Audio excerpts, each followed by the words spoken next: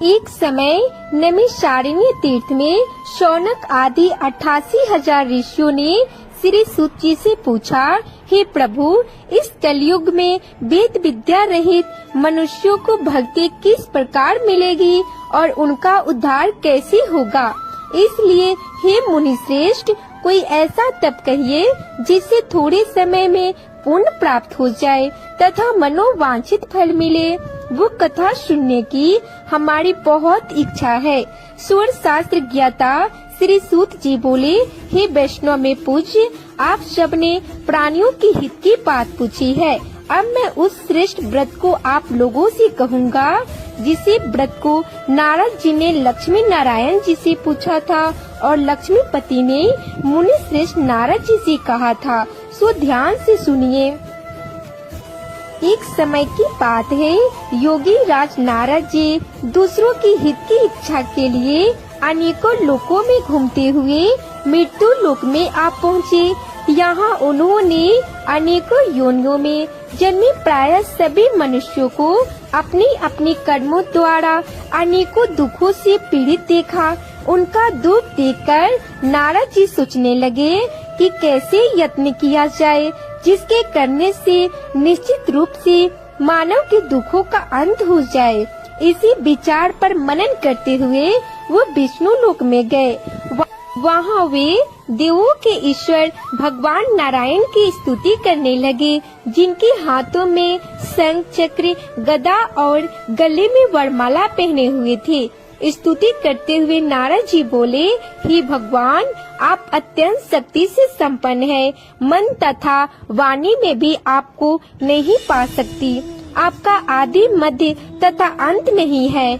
निर्गुण संपूर्ण सृष्टि के कारण भक्तों के दुख को दूर करने वाले आपको मेरा नमस्कार है।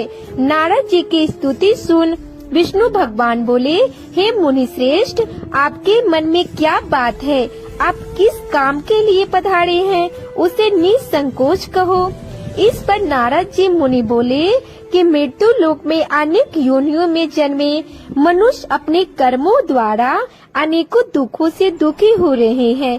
हे नाथ, आप मुझ पर दया रखते हैं तो बताइए कि वो मनुष्य थोड़े प्रयास से ही अपने दुखों से कैसे छुटकारा पा सकते हैं।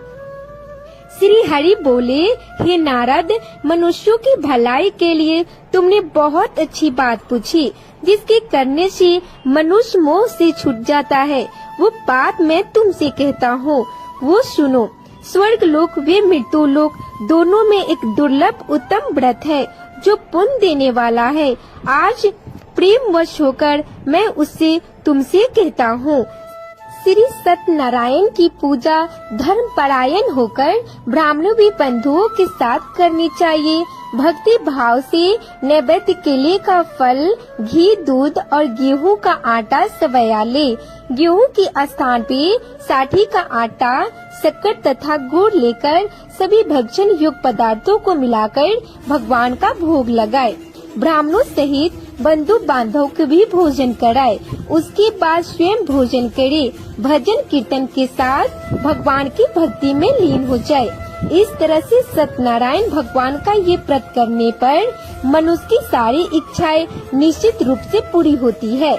इस कलिक काल अर्थात कलयुग युग में मृत्यु लोक में मोक्ष का यही एक सरल उपाय बताया गया है। प्रसंग में श्री सूत जी बोले, हे ऋषियों, जिसने पहले समय में इस व्रत को किया था उसका इतिहास कहता हूँ, ध्यान से सुनो। सुंदर काशीपुरी नगर में एक अत्यंत निर्धन ब्राह्मण रहता था। भूख प्यास से परेशान वो धरती पे घूमता रहता था। ब्राह्मणों से प्रेम करने वाले भगवान ने एक दिन ब्राह्मण का भेष धार कर उसके पास जाकर पूछा, हे विप्र, नित दुखी होकर तुम पृथ्वी पर क्यों घूमते हो? दीन ब्राह्मण बोला, मैं निर्धन ब्राह्मण हूँ, भिक्षा के लिए धरती पे घूमता हूँ। हे भगवान, यदि आप इसका कोई उपाय जानते हो तो बताइए। वृद्ध ब्राह्मण कहता है कि सत्यनारायण भगवान मनोवांछित फल देने वाले हैं, इसलिए तुम उनका पूजन करो। इसे करने से मनुष्य सभी दुखों से मुक्त हो जाता है। वृद्ध ब्राह्मण बनकर आए सत्यनारायण भगवान उस निर्धन ब्राह्मण को व्रत का सारा विधान बताकर अंतर्ध्यान हो गए। ब्राह्मण मन ही मन सोचने लगा कि जिस व्रत को वृद्ध ब्राह्मण करने को कह गया है, मैं उसे जरूर करूँगा। ये निश्चय करने के बाद उसे रात में नींद नहीं आई। वो सवेरे उठकर सत्यनारायण भगवान के व्रत का निश्चय कर भिक्षा के लिए चला गया।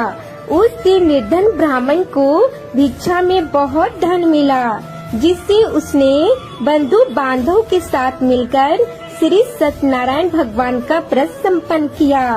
भगवान सत्यनारायण व्रत का संपन्न करने के बाद वो निर्धन ब्राह्मण सभी दुखों से छूट गया और अनेक प्रकार की संपत्तियों से मुक्त हो गया। उसी समय से ये ब्राह्मण हर माह इस व्रत को करने लगा।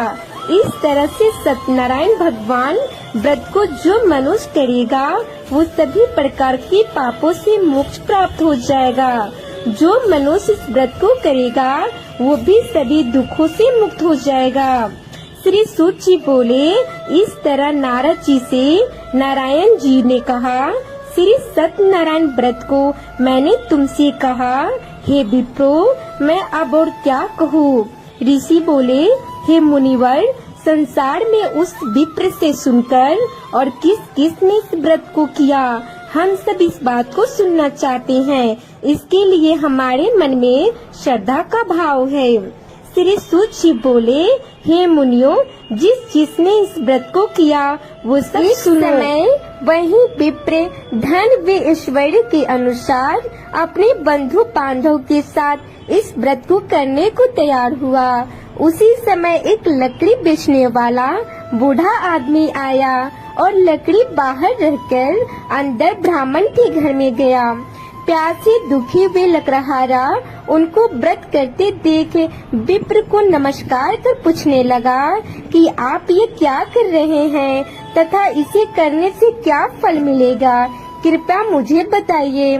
ब्राह्मण ने कहा कि सब मनोकामनाओं को पूर्ण करने वाला ये सत्यनारायण भगवान का व्रत है।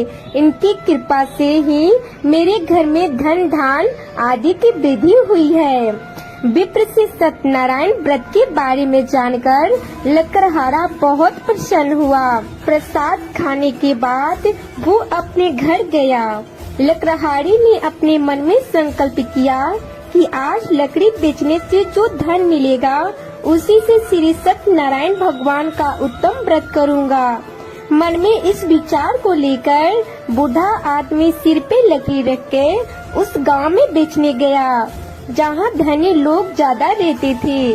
उस नगर में उसे अपनी लकड़ियों का दाम पहले से 4 गुना अधिक मिलता था।